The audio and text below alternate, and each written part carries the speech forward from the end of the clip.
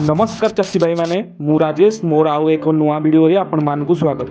तो आज आपणक डिमांड अनुसार आम नहीं आसीचु गोटे 4 व्हील ड्राइव ट्रैक्टर जोटा कि हेउची महिंद्रा कंपनी रो गोटे 47 HP रो गोटे वेल मेंटेन ट्रैक्टर टी पूरा रेडी कंडीशन रे अछि अपकमिंग सीजन पाए। एटा हेउची महिंद्रा योबो 575 DI। आगो टायर अछि 9/5 साइज रो आ पछरो टायर अछि 14/28 साइज रो।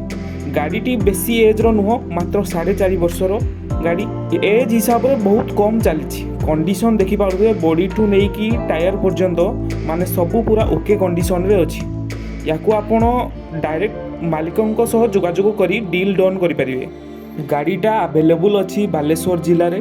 गाड़ी रो आस्किंग प्राइस अछि मात्र 4.5 लाख टंका। डिस्क्रिप्शन रे ट्रैक्टर मालिकों नंबर अछि, आपण कांटेक्ट करि परिवे। आपन को केउ गाड़ी दरकार आ केउ जिल्ला रे गाड़ी दरकार कमेंट रे जणांतु। रही जय जगन्नाथ।